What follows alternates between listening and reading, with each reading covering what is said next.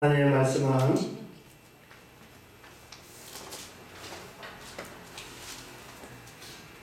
마태복음 18장 1절로 4절 말씀입니다. 마태복음 18장 1절로 4절 말씀. 그때에 제자들이 예수께 나와 이르되 천국에서는 누가 크니까? 예수께서 한 어린아이를 불러 그들 가운데 세우시고 이르시되 진실로 너희에게 이르노니 너희가 돌이켜 어린아이들과 같이 되지 아니하면 결단코 천국에 들어가지 못하리라. 그러므로 누구든지 이 어린아이와 같이 자기를 낮추는 사람이 천국에서 큰 자니라. 아멘. 우리 옆 사람과 인사하겠습니다. 예수님을 보는 것 같습니다. 사랑합니다. 축복합니다.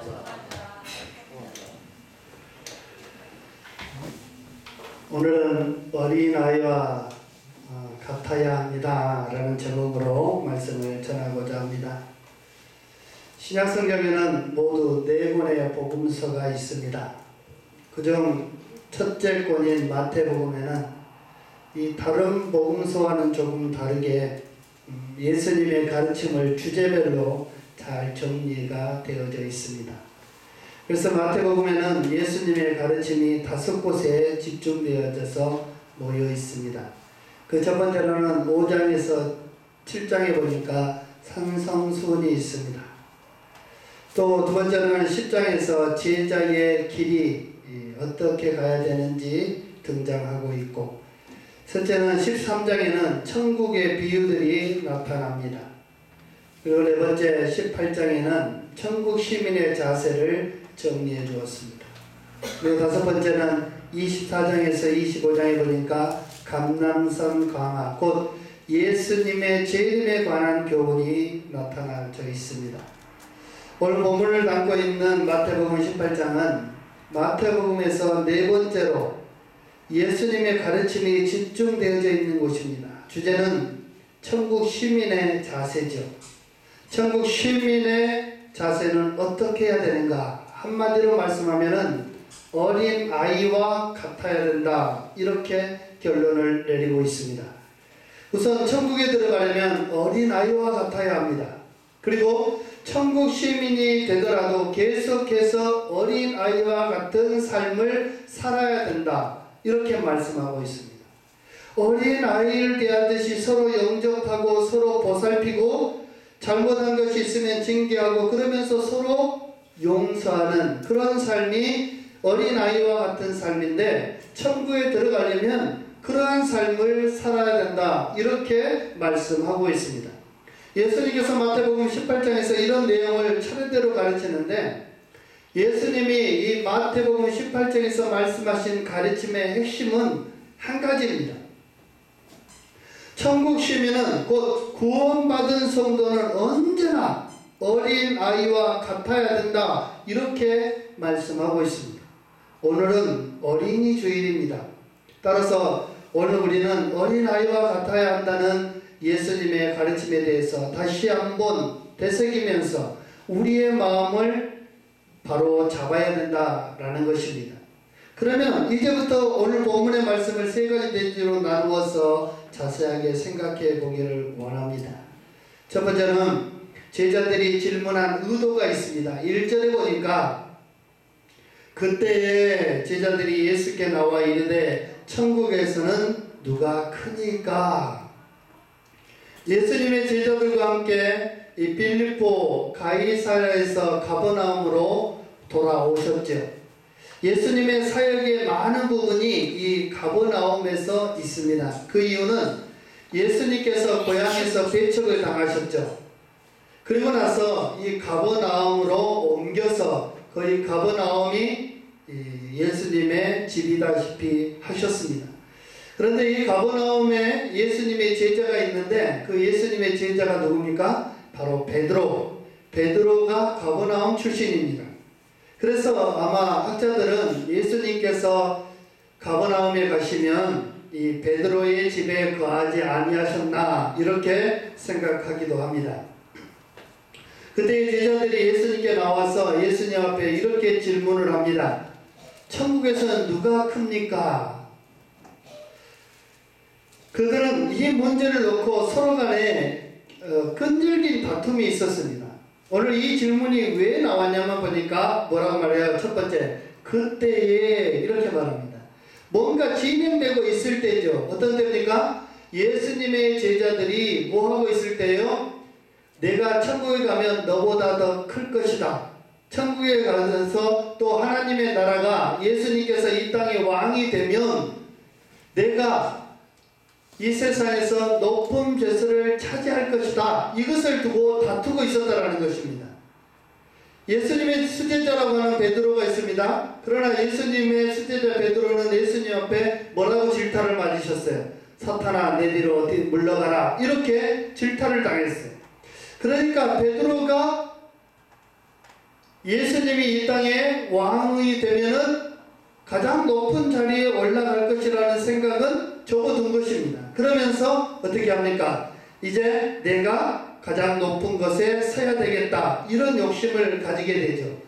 어떤 형제는 자신의 어머니를 동원해서 예수님 옆에 이렇게 부탁을 합니다. 천국에 간 우리 이 나라에서 우리 아들들을 크게 사용해 주세요. 이렇게 예수님을 의탁을 하죠. 그러니까 그 모습을 본 제자들이 어떻게 했습니까? 화를 냈어요.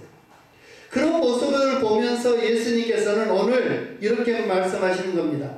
제자들이 예수님 앞에 나왔을 때 예수님께서 지금 뭐라고 질문하는 거예요? 야, 너희들 뭐 하고 있었냐? 무슨 얘기하고 있었냐? 너희들 무슨 토론하고 있었냐? 이렇게 묻고 있는 거예요.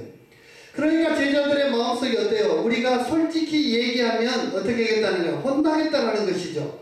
그러니까 그것을 돌려서 얘기하고 있습니다. 그래서 바로 뭐라고 질문합니까? 천국에서는 누가 크니까? 자신들의 생각과 마음은 이 땅에서 내가 어느 자리쯤 차지하겠습니까? 이런 질문을 던지고 싶은데 이런 질문을 던졌다면 예수님 앞에 혼날 것 같으니까 이들이 질문을 바꾸죠. 천국에서는 누가 큽니까? 즉 하나님의 나라 예수 그리스도께서 왕이 되면 우리 제자들 중에 누가 가장 큰 자가 되겠습니까? 이렇게 질문을 하는 거예요.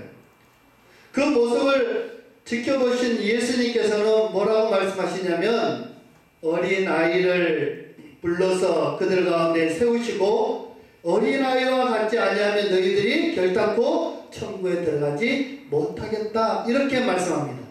여기서 이 어린아이는 아마 베드로의 아이였을 수도 있겠다라는 생각이 듭니다. 왜냐하면 예수님께서 베드로의 집에 거하셨으면 베드로의 자식이 있었을 거 아닙니까? 물론 자식은 성경에 기록되지 않았습니다. 그러나 무엇이 기록되어 있습니까? 이 베드로의 장모가 기록이 되어 있습니다.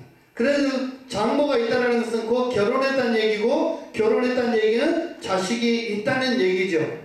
그러니까 예수님께서 어린아이를 불러서 자신의 품에 안으시면서 제자들에게 가르치신 말씀이 이 어린아이와 같지 않냐면 너희들이 천국에 들어갈 수 없다 이렇게 말씀하신 겁니다.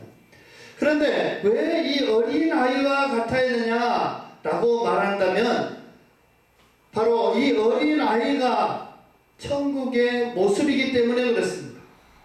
지금 예수님의 제자들은 뭘 다투고 있어요? 이 세상에서 누가 크냐, 누가 높은 자리에 참여할 것이냐, 내가 제자 중에 뛰어나니까 내가 가장 높은 자리에 앉아야지, 이 욕심을 내고 있다는 겁니다. 그러나 예수님께서는 전혀 세상에 흠이 뜻이 없는, 그리고 아직 때묻지 않은 어린아이를 안으시면서 그 아이를 보고 이 어린아이와 같지 아니하면 결단코 천국에 들어가지 못한다 이렇게 말씀하고 있다는 것입니다. 우리는 여기서 생각해 봐야 될 것이 있는데 뭐냐면 예수님의 제자들은 뭐라고 질문합니까? 천국에서는 누가 크냐고 질문하는데 예수님의 답은 무엇입니까? 4절에 보니까 자기를 낮추는 사람이 천국에서 큰 자다 이렇게 말합니다. 누군가를 얘기했는데 누군가로 대답하지 아니하고 낮아지는 자가 가장 큰 자다, 이렇게 질문을 하고 있습니다. 바로 우리는 이 어린아이와 같이 낮아지는 자리에 임해야 되는 줄 믿으시기 바랍니다. 낮아지지 아니하면 우리는 천국을 소유할 수가 없다라는 것입니다. 예수님께서는 어디까지 낮아지셨습니까? 십자가에 못 박혀 죽으심으로 말미암아서 우리를 섬기는 자리까지 낮아지셨습니다. 즉 이 세상에서 가장 흉악한 죄인이 달려야 될 십자가의 죽으심으로 말미암아서 이 세상의 모든 죄를 다 담당하신 분이 바로 예수님이다라는 것입니다. 그만큼 섬기셨고 그만큼 사랑하셨고 그만큼 우리를 구원하시기에 조금도 부족함이 없으신 분이 바로 누구냐? 우리를 사랑하시고 우리를 구원하신 예수 그리스도다라는 것입니다. 그래서 예수님은 이 세상에 욕심을 두고 있지 않습니다. 예수님을 심판하던 제사장이며 그때 당시에 왕이 뭐라고 말합니까? 나는 이 자에게서 도대체 죄를 찾아보지 못했다, 이렇게 말합니다. 왜요? 세상의 뜻을 두지 아니하시고 하늘나라의 뜻을 두고 살아가신 예수님께서는 철저하게 낮아지셨으니까, 섬기셨으니까 그들이 보기에는 아무런 죄가 없는 것입니다. 그럼에도 불구하고 우리는 어떻습니까? 낮아지지 아니하였고 또 우리가 높아지려고 하다 보니까 예수님을 십자가에 못 박는 그런 일들을 할 수밖에 없었다라는 것입니다. 사랑하는 성도 여러분, 철저하게 낮아지시기를 주의 이름으로 축원합니다. 우리의 구원은, 우리의 뜻은 다른 데 있지 않습니다. 우리가 먼저 섬기는 것에 우리의 뜻이 있는 줄 믿으시기 바랍니다. 두 번째로는 누가 천국에 들어가냐라는 것입니다. 2절 보니까 예수께서 한 어린 아이를 불러 그들 가운데 세우시고 이렇게 말합니다. 예수님은 한 어린 아이를 부르셨습니다. 제자들의 잘못된 자세를 고쳐주시기 위해서 어린 아이를 불러서 그들 앞에 세우셨습니다. 이미 말씀드린 대로 그때 예수님은 가버나움에 있으셨습니다. 어린 아이를 불러서 그 어린 아이를 보이면서 제자들에게 말합니다. 뭐라고 말합니까? 진실로 너희에게 이르노니 너희가 돌이켜, 이렇게 말합니다. 예수님의 제자들이 지금 높아지려고 하는 그 마음, 그 뜻을 누가 아셨다 그랬습니까? 예수님께서 아셨단 말합니다. 그런데 예수님께서는 한 어린아이를 불러서 자신의 앞에 세우시면서 제자들이 다 보게 하는 가운데 그 아이를 그 앞에 세우시고 하신 말씀이 뭐라고요? 돌이켜, 이렇게 얘기합니다. 돌이킨다라는 것은 다시 돌아오라라는 것입니다. 처음에 예수님을 따를 때 예수님의 제자들의 마음은 어땠습니까? 내가 참으로 하나님을 위해서, 예수님을 위해서 이 한 몸 맞춰서 이 세상의 복음을 전하리라, 이 마음이 바로 예수님의 제자들 초창기의 마음이었습니다. 그런데 예수님을 따라다니다 보니까 예수님께서 기적을 행하시고 병자가 낫게 하시고 귀신을 내어 쫓으시고 이런 사역들을 보면서 예수님께서 이 땅의 왕이 되시면 엄청난 일이 벌어지겠구나, 우리가 지금까지 핍박받았던 모든 것들을 다 해소하겠구나, 그러면 나는 그 자리를, 어떤 자리를 달라고 할까, 이런 마음이 들었다라는 것입니다. 그러니까 예수님께서는 섬기는 마음이 아니라 높아지려고 하는 그 마음을 보시고 예수님께서 그들에게 뭐라고 말합니까? 너희가 돌이켜, 이렇게 말합니다. 돌이켜, 다시 돌아와서 순수한 마음에 서라는 것입니다. 순수한 마음으로 예수님을 사랑하고 순수한 마음으로 하나님의 나라를 갈망하고 순수한 마음으로 사람과 사람, 제자와 제자, 그리고 사람과 제자와 성도들의 관계를 만들라, 이렇게 말하는 것입니다. 우리의 관계가 있어서 욕심이 자리를 하게 되면 그 관계는 반드시 깨집니다.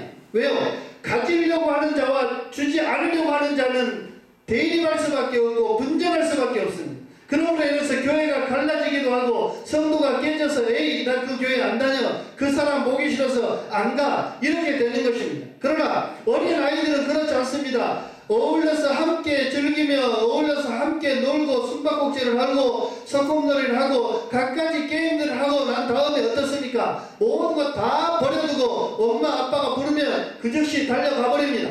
마찬가지로 하나님이 우리에게 원하시는 것이 무엇입니까? 어린아이와 같은 마음, 그 순수한 마음으로 이 세상에서 서로 통용하면서 나누면서 쓰다가 하나님께서 현이야 이리 올라와라 하면 네 하고 미련 없이 버려두고 올라갈 수 있는 그 마음을 주님께서는 원하고 그 마음으로 살도록 그런 마음을 가진 이가 천국을 소유한 자다 이렇게 말합니다. 그러나 예수님의 제자들은 어떻습니까? 돌이켜지 못하고 지금 다른 방향으로 다른 길로 흘러가 버렸다는 것입니다. 그러니 예수님께서 그 마음을 보시고 돌이켜서 다시 제자리로 와라 이렇게 말합니다. 순수하게 믿었던 초심으로 돌아와라 이렇게 말합니다. 어린아이와 같이 순수한 마음으로 다시 돌아와서 서라. 그래야지만이 너희들이 천국을 소유한 자고 그 자가 바로 어떤 자라는 거예요? 천국에서 큰 자다 이렇게 말합니다. 그런데 여러분 우리가 고민해 봐야 될 것이 있는데 여러분들은 천국에 가면 큰 자입니까? 작은 자입니까? 성경에 보면은 큰 자라고 말했지 작은 자라고 말하지는 않습니다. 그러니까 모두가 다 천국에서는 어떤 자다라는 거예요? 큰 자다라는 거예요. 그런데 어떤 데 보면은 간증이나 뭐 이런 거 들어보면은 어떻습니까? 세상에서 열심히 일한 사람들은 뭐 집이 궁궐만 하고 그렇지 못한 집은 뭐 초가집이고 뭐 이런 얘기합니다. 그것이 맞습니까? 물론 가봐야 알겠지만은 예수님께서는 그리고 하나님께서는 큰 자다 말합니다. 그러면서 이 세상에서 가장 큰 자가 누구라고 얘기했습니까? 세례 요한이라고 말합니다. 세례 요한을 말하면서 그러나 천국에서는 세례 요한보다도 다 크다 이렇게 말합니다. 구원받은 모든 이들이 다 큰 자인 것입니다. 그래서 우리가 욕심내지 말아야 될 것이 무엇입니까? 내가 천국에 가서 큰 자로 살아야지. 아니요. 이미 천국에 간 그 자체가 다 큰 자다라는 것입니다. 그러므로 인해서 이 세상에서는 모든 것을 미련 없이 욕심들지 아니하고 내게 필요한 것만 가지고 살아가는 것입니다. 내게 남는 것이 있으면 나눠주는 것입니다. 부족한 것이 있으면 넘치는 자가 주는 것입니다. 그로 인해서 하나님께서는 그렇게 살아가도록 만드시면서 욕심을 버리도록 살아가도록 만드시는 것입니다. 그러나 예수님의 제자들의 모습은 우리와 똑같습니다. 조금 더 가져서 조금 더 위에 위치해서 조금 더 풍요롭게 조금 더 낫게 남들 만원 헌금할 때 나는 10만원 100만원 1000만원 해야지 이러합니다. 그러면 내가 천국 가서 큰 자가 되는 것처럼 그렇지 않습니다. 예수님께서는 작은 것을 바쳤을지라도 그의 마음이 순수하여서 어린아이와 같으면 하나님께서는 그 자를 큰 자다 말씀하시고 전부를 드렸다 말씀하시고 내가 그 모든 것을 받았다 이렇게 말씀하고 있는 것입니다. 그러므로 인해서 우리는 어떻습니까? 작든 크든 그것이 중요한 것이 아닙니다. 그것은 우리 사람의 기준인 것입니다.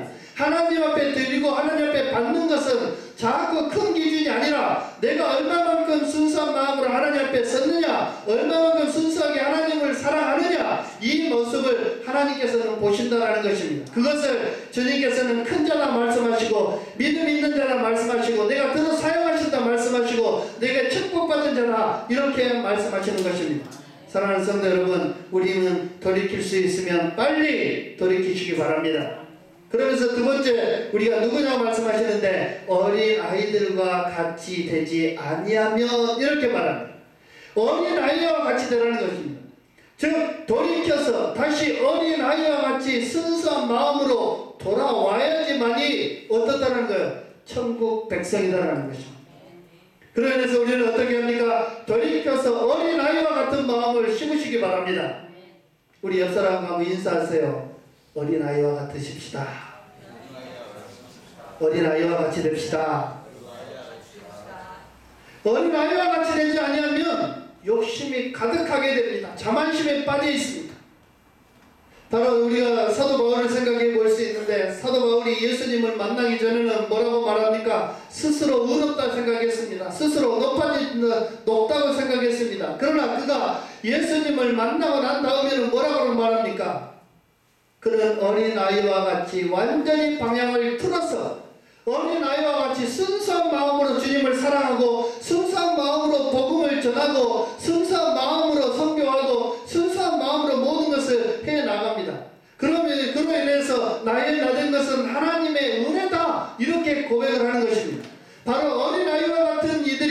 하나님의 은혜를 깨닫는 것이고 하나님의 은혜를 아는 것이고 그 은혜에 감격하고 그 은혜를 즐거이 찾는 것입니다. 그러나 내 이권이 들어가 있으면 절대로 그 은혜를 깨달을 수 없다라는 것입니다. 은혜를 깨닫는 여러분 되시기를 주의 이름으로 축원합니다. 바로 그 은혜 가운데 하나님께서는 우리를 살게 하고 우리를 숨쉬게 하고 우리에게 축복하시는 것입니다. 사랑하는 성도 여러분, 우리는 나를 의롭게 여기며 나를 높이지 않는 이들이 되시기 바랍니다. 나의 자리에 예수님을 심으십시오. 그래서 예수님을 높이고 예수님을 세워드리고 예수님과 함께 겸손히 하나님의 일을 할 수 있는 저희들 되기를 주의 이름으로 축원합니다. 그러면 세 번째로 어떤 사람이 천국에서 큰 자냐라는 것입니다. 보니까 4절에 보니까 그러므로 누구든지 어린아이와 같이 자기를 낮추는 사람이 천국에서 큰 자다 이렇게 말합니다. 여러분은 과연 천국에서 큰 자입니까? 아멘이 없네요. 그죠? 아멘 할 수 있게 되시기를 바랍니다. 여러분은 천국에서 큰 자인 줄 믿으시기 바랍니다. 그러기 위해서는 어떻게 해야 되는가요? 어린아이와 같이 자기를 낮추는 사람. 어린아이와 같이 자기를 낮추는 사람. 그러면 어린아이는 어떻게 함으로 인해서 자기를 낮춥니까? 어린아이가 나는 잘났어, 나는 멋있어, 나는 위대해 이렇게 말하는 사람 보셨습니까? 그렇게 말하는 애들은 어린아이가 아닌 거예요. 이미 커버린 애예요. 지금 예수님은 어린아이를 어떻게 했어요? 앞에 세우셨고 안으셨습니다. 즉 지금 우리 교회에 치자면 어느 정도인 거예요? 서영이 정도인 거예요. 준이 정도인 거예요. 그 이상이 되면은 교만한 마음이 들어가고 욕심이 들어가고 자신이 잘났다는 생각이 들어감으로 인해서 순수한 마음이 이미 사라진 거예요. 자신의 뜻을 내세울 수 있으면 순수한 예수님의 마음이 다 사라졌다는 것입니다. 그러나 어때요? 자신의 뜻을 제대로 알리지 못하고 그저 주시면 감사히 사랑하고 감사히 받고 기쁨으로 화답하는 그 어린아이, 말 그대로 어린아이와 같은 자를 주님께서는 뭐라 한다는 그 자가 천국에서 크다 이렇게 말합니다. 어린아이는 어느 정도만 만족합니까? 여러분 어린아이 키워봤을 때 어느 정도니까 만족하던가요? 우리 서영이 어머니, 서영이 어느 정도면 만족하던가요? 집문서 주면 만족하던가요? 그렇지 않죠. 뻥튀기 2개면 만족합니다. 왜요? 한 손에 잡고 뻥튀기 2개면 웃고 즐거워합니다. 달달한 바나나킥 2개면 그 아이는 풍족한 거예요. 더 이상 바라는 것이 없는 거예요. 왜요? 부모님 계시고 자신이 거할 집이 있고 또 자신이 먹을 양식이 있는데 더 이상 바라는 것 아니에요. 여러분은 그 모든 걸 다 갖추지 않았습니까? 하나님께서 여러분에게 이미 천국에 여러분이 거할 집을 준비하고 계시고 계십니다. 내 집이 있는 거예요. 내가 거할 곳이 있는 거예요. 그리고 날 사랑하는 예수님이 계시고 하나님이 계신 거예요. 그리고 지금 내가 먹을 수 있는 양식이 있습니다. 이거면 충분하다는 거예요. 그런데 우리가 욕심을 부리니까 그것이 양에 차지 않는 것입니다. 그러나 어린아이와 같은 것은 바로 이것입니다. 내 손에 2개만 쥐고 있으면 어디든지 가서 복음을 전할 수 있는 것입니다. 여러분에게는 2손에 무엇을 쥐기를 원합니까? 그 2개면 충분하지 않습니까? 저는 여러분들 보시다시피 마이크를 쥐기를 원합니다. 이 마이크가 있으면 어디 가든지 복음이 전해지기 때문입니다. 그것도 많은 사람들에게 복음을 전할 수 있는 요소가 되는 것입니다. 그러므로 인해서 저는 마이크가 있으면 만족하는 거예요. 왜요? 하나님이 이 땅에 보내신 목적이 뭡니까? 마이크를 통하여서 많은 이들에게 은혜를 끼치고 복음을 전해서 그들이 하나님의 나라에 갈 수 있도록 길을 만들어주고 뜻을 알려주고 하나님의 계획하심을 알려주고 하나님의 선하신 방법을 알려주는 것이 내게 준 사명이에요. 이것이 바로 어린아이와 같은 모습이다라는 것입니다. 과연 그러면 여러분들은 무엇을 가지고 계시냐라는 거예요. 여러분의 2손에 무엇 쥐셨습니까? 그 진 것으로 만족하시기 바랍니다. 그 진 것은 뭡니까? 하나님이 주신, 내게 주신 사명이다라는 거예요. 그것을 사용하면 돼요. 여러분에게 돈을 줘줬으면 돈을 가지고 명예로 하나님을 알아가는 거예요. 명예가 지어져서 명예로 하나님을 전하는 거예요. 또 다른 것으로 지어졌다면, 사랑이 지어졌다면 사랑으로, 섬김으로, 봉사로, 희생으로 하나님 앞에 전진해 나가면 하나님께서는 내 손에 쥐고 있는 그것이 능력이 되게 하시는 거예요. 하나님께서는 모세를 부르셨을 때 뭐 주셨습니까?